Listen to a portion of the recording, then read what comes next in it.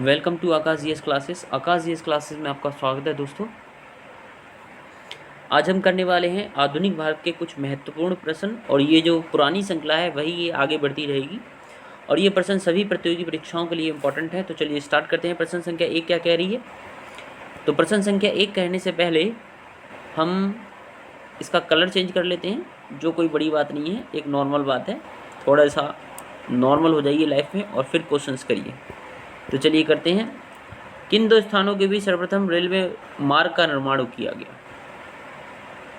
यानी ऐसे कौन से दो स्थान हैं जिनके बीच सर्वप्रथम रेलवे मार्ग का निर्माण किया गया? ये क्वेश्चन ये नहीं कह रहा है कि किन दो स्थानों के बीच सर्वप्रथम रेलवे चली या रेल चली थी, ठीक है, भारत में, ये नहीं कह रहा है। ये कह रहा है किन दो स्थानों के बीच सर्वप्रथम रेलवे मार्ग का निर्माण किया गया। तो रेलवे मार्ग पूछ रहा है, तो भाई साहब इसका सही उत्तर होगा दोस्तों कलकत्ता से रानीगंज वह रेलवे मार्ग है जिसका सर्वप्रथम निर्माण किया गया, ठीक है। और ये आप 1846 ईस्वी का ईस्ट इंडिया का रेलवे मैप देखिएगा, आप गूगल सर्च मारिएगा, ईस्ट इंडिया का रेलवे मैप आपको मिलेगा, तो आपको पता चल जाएगा कि कलकत्ता से रानीगंज के बीच सर्वप्रथम रेलवे मार्ग का निर्माण किया गया था, ठीक है दोस्तों। अगला चलते हैं, और बाकी तो आपको पता ही है ना किन दो स्थानों के बीच। तो सर्वप्रथम जो है मुंबई से थाने के बीच, ठीक है, रेलवे लाइन या रेल चली थी, ठीक है, वो तो सबको पता ही है। प्रश्न संख्या 2 पर चलते हैं। 2 कह रही है आर्थिक निष्कासन के सिद्धांत का प्रतिपादन किसने किया? ये जो आर्थिक निष्कासन का सिद्धांत है इसका प्रतिपादन किसने किया? एस.एन. बनर्जी, आर.सी. दत्त, मदन मोहन मालवीय और दादा भाई नेरोजी। तो इस सिद्धांत का प्रतिपादन दोस्तों दादा भाई नेरोजी ने किया है, ठीक है। अब आर्थिक निष्कासन के सिद्धांत का मतलब क्या होता है पहले ये समझ लो, फिर कुछ समझते हैं। एक दादा भाई नेरोजी की एक बुक है, उसका नाम है पॉवर्टी, जैसा कि मुझे कुछ याद आ रहा है, उसका नाम है poverty and un British rule in India. आप याद रखिएगा इस बुक का नाम, पॉवर्टी, एग्जाम में आती है पॉवर्टी एंड, ऐसे ही याद रखिएगा इंग्लिश में, and un British rule in India. ये इनकी बुक है दादा भाई नेहरू की, poverty and un British rule in India, ये इन्होंने लिखी थी। इन्होंने इस बुक में ये बताया है कि जो ब्रिटिशर थे यार, जो अंग्रेज थे, वो उनका कार्य क्या था? तो उनका कार्य ये था कि जो भारत से जो धन है, वे भारत से धन या भारत का जो धन है वे कहाँ ले जाते थे? ब्रिटेन ले जाते थे। कहाँ ले जाते थे? ब्रिटेन या इंग्लैंड। ये जो धन का स्थानांतरण है ये है आर्थिक निष्कासन के सिद्धांत, ठीक है, यही है। ये सिद्धांत कुछ इस तरह से है, आप नॉर्मल समझ लीजिए कि यहाँ की जो संपत्ति थी, चाहे वो सोना हो, पैसा हो, वो जो कर्मचारी थे वो कहाँ ले जाते थे? इंग्लैंड में। और इंग्लैंड में वो जो धन था वो उसे गिफ्ट के रूप में समझ लिया जाता था, ठीक है।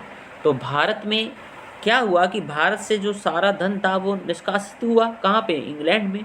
और भारत की जो अर्थव्यवस्था थी वो दिन ब दिन कमज़ोर होती चली गई, ठीक है। अब समझ में आया? चलिए आगे चलते हैं। दादा भाई नेहरू को एक क्वेश्चन और आता है कि ग्रांड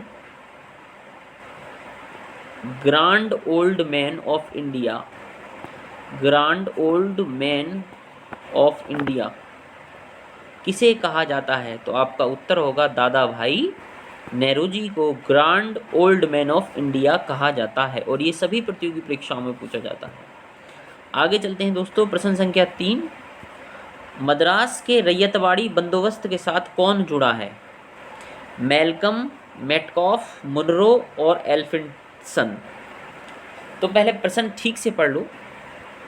प्रश्न कह रहा है मद्रास के रैयतवाड़ी व्यवस्था, मद्रास का, ठीक है। अब पहले ये समझो कि रैयतवाड़ी व्यवस्था होती क्या है, उसके बाद मैं इसका सही उत्तर बता दूंगा। वैसे इसका जो सही उत्तर है वो है मैल्कम, शायद मुनरो, हाँ मुनरो है इसका सही उत्तर, ठीक है। थॉमस मुनरो, पूरा नाम लिख लीजिएगा आप। थॉमस मुनरो जो है वह मद्रास के रैयतवाड़ी व्यवस्था से जुड़ा हुआ है, और इसके बारे में कुछ और समझ लेते हैं कि रैयतवाड़ी व्यवस्था है क्या। इसके तहत जो कंपनी थी यानी ईस्ट इंडिया जो कंपनी थी, इसके तहत जो कंपनी थी यानी ईस्ट इंडिया कंपनी थी तथा रैयतें, रैयतें मतलब रैयतें मैं लिख देता हूँ, होता क्या है आप समझ लो। रैयतें होता क्या था, रैयतवाड़ी यानी रैयतों में आते थे किसान। कौन आते थे, किसान।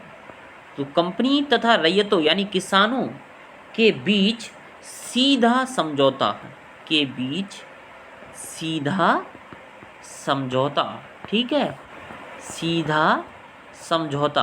अब समझे रैयतवाड़ी व्यवस्था क्या होती है, या संबंध यानी कंपनी तथा रैयतों या कंपनी और किसानों के बीच सीधा सीधा समझौता या संबंध, वही थी रैयतवाड़ी व्यवस्था। अब इसकी आवश्यकता क्यों हुई। जो रैयतवाड़ी व्यवस्था थी 1792 में सबसे पहले ये मद्रास का एक ज़िला है बारामहल ज़िला, बारामहल ज़िला, यहाँ सबसे पहले रैयतवाड़ी व्यवस्था लागू की गई। और उस समय जो वहाँ के गवर्नर थे वो थे थॉमस मुनरो। तो कौन थे दोस्तों, थॉमस मुनरो, जिनका कार्यकाल 1819 से 1826 ईस्वी तक था। तो थॉमस मुनरो ने सर्वप्रथम मद्रास में बारामहल जिला में रैयतवाड़ी व्यवस्था का आरंभ किया। बाकी मैंने बता दिया रैयतवाड़ी व्यवस्था होती क्या है। प्रश्न संख्या 4 पर चलते हैं दोस्तों। स्थायी बंदोबस्त की भूमि व्यवस्था किन क्षेत्रों से लागू की गई है। ये कुछ ऐसे प्रश्न लाया हूँ मैं जिनमें आप कन्फ्यूज होते हो कि रैयतवाड़ी व्यवस्था क्या है और स्थायी बंदोबस्त क्या है। जब तक आपको इन लैंग्वेज के बारे में पता नहीं चलेगा आप कभी भी इसे याद नहीं कर पाएंगे, रट्टा मार पाओगे। तो स्थायी बंदोबस्त भूमि व्यवस्था किन क्षेत्रों में लागू की गई।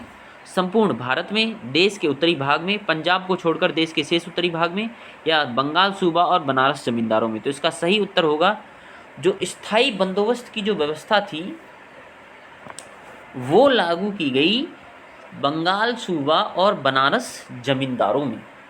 अब सुनिए ये जो स्थायी बंदोबस्त की व्यवस्था है वो क्या है।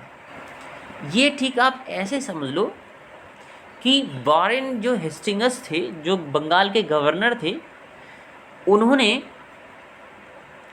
यानी वारेन हेस्टिंग द्वारा बंगाल में स्थापित कर संग्रहण, यानी जो वारेन हेस्टिंग्स थे उन्होंने जो कर संग्रहण की जो व्यवस्था थी ना, कर संग्रहण, किसानों से कर का संग्रहण होता था कि नहीं होता था, यानी जमींदारों से, और जमींदार किसानों से वसूलते थे। तो जो टैक्स जो वसूली थी या कर का संग्रहण था उससे क्या हो गया था कि उससे किसानों की स्थिति कैसी हो गई थी, बड़ी ही दयनीय हो गई थी। किसके टाइम में, वारेन हेस्टिंग्स गवर्नर के टाइम में, ठीक है, आपको याद रखना होगा। यानी वारेन हेस्टिंग गवर्नर के समय जो कर संग्रहण की व्यवस्था से जो किसानों की स्थिति अति दयनीय हो गई थी। इस स्थिति में सुधार के लिए, यानी इस कंडीशन में सुधार के लिए कंपनी सरकार ने लॉर्ड कॉर्नवालिस, यानी जो लॉर्ड कॉर्नवालिस को याद रखिए, लॉर्ड कॉर्नवालिस को स्थायी सुधार के लिए नियुक्त किया, स्थायी सुधार के लिए नियुक्त किया। यानी जो कर है, कर की जो व्यवस्था है उसमें सुधार के लिए उन्हें नियुक्त किया गया। स्थायी बंदोबस्त जो प्रथा है इसको कहीं कहीं इस्तमरारी, आप इतना याद रखिएगा एग्ज़ाम में अगर ये आ जाए इस्तमरारी, ये भी स्थायी बंदोबस्त भूमि व्यवस्था है, इस्तमरारी, ठीक है, ये आपको याद रखना है। ईस्ट इंडिया कंपनी द्वारा बंगाल के जमींदारों के बीच कर वसूलने से संबंधित एक स्थायी व्यवस्था है ये, ठीक है।